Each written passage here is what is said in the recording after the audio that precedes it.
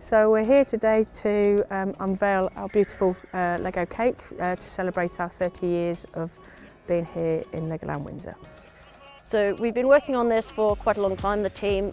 We had a look at which models are iconic to LEGOLAND Windsor, including Roxy and the London skyline.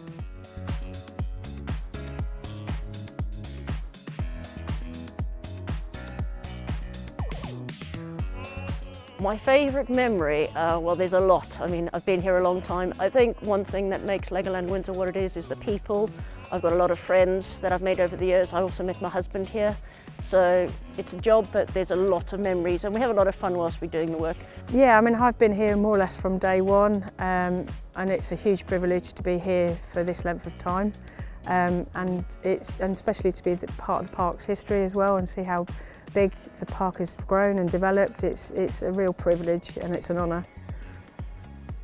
Yeah, we've been here a long time, not quite 30 years, but not far off. It's a milestone, it's really exciting. 30 years is a long time. There's a lot going on in the park to celebrate the birthday, and I think everybody's really excited about all the celebrations that we have coming up this year.